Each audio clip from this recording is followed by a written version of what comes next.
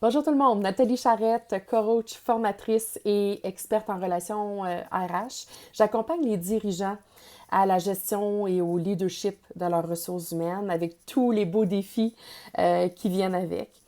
Et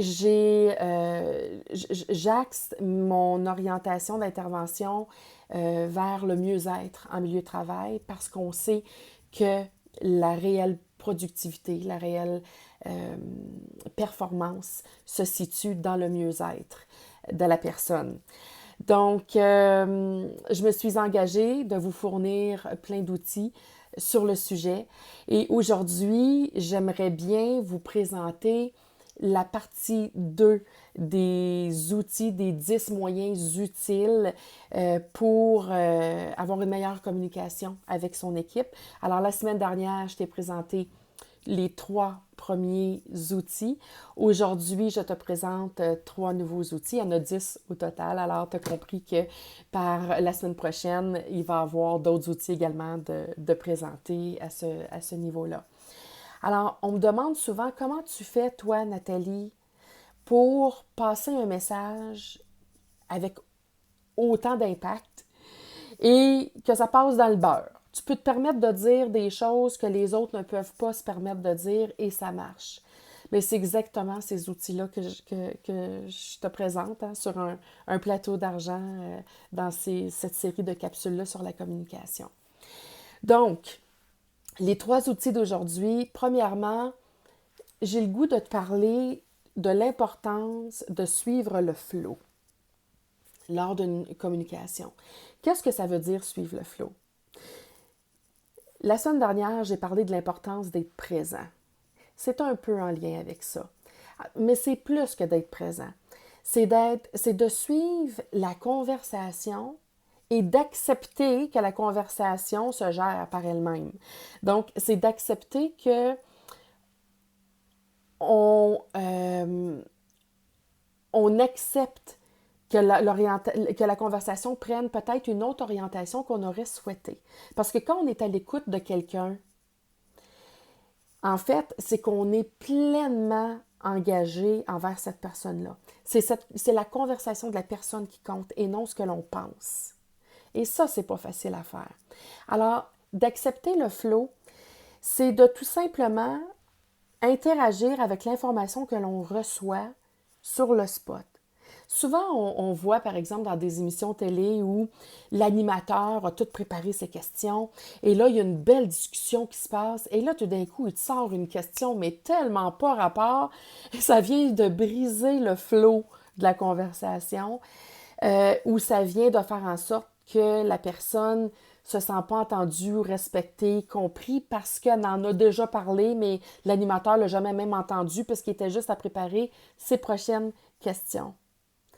Donc, la réelle écoute se passe dans l'instant présent, mais en suivant le flow et en s'ajustant pour pouvoir justement répondre à ce qui nous arrive tout simplement comme ça, de façon spontanée. Le deuxième outil que je voulais te présenter, c'est quand tu ne sais pas quelque chose, c'est de dire que tu ne sais pas quelque chose et d'admettre que tu ne le sais pas puis que c'est correct de ne pas le connaître. Ça dépasse ben, je connais pas l'information, je vais m'informer, je vais te revenir. Non.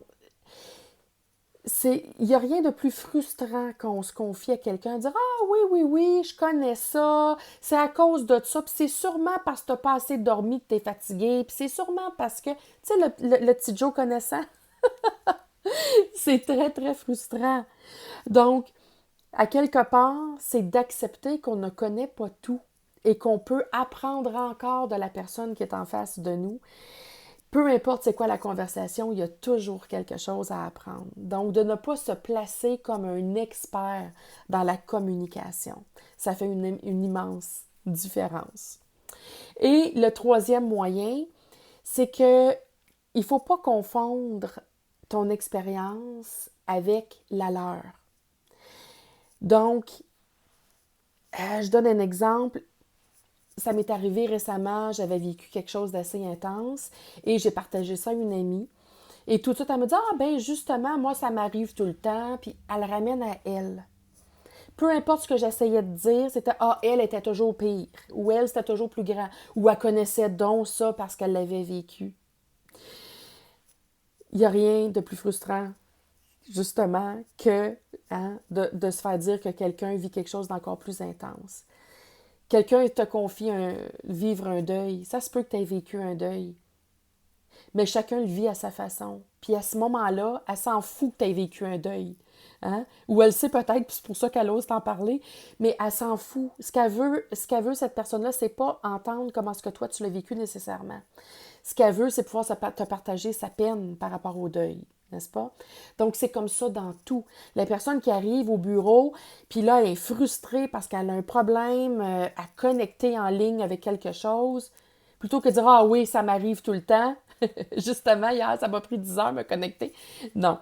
C'est plutôt d'être à l'écoute puis de dire « Ouais, ça doit pas être bien le fun, hein? Comment tu te sens là-dedans? » Ou de dire comment tu vis ça, toi, ou c'est quoi les moyens que tu as mis en place pour contrer ça, etc.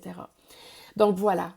Donc, de suivre le flow de la conversation, de ne pas prétendre que l'on connaît tout, d'être curieux assez pour apprendre des autres et de ne pas dévoiler nécessairement son expérience. Alors, ne pas confondre son expérience avec celle de l'autre. Alors, c'était les trois trucs d'aujourd'hui pour avoir une meilleure communication d'équipe. Alors, on se voit la semaine prochaine. Bye bye!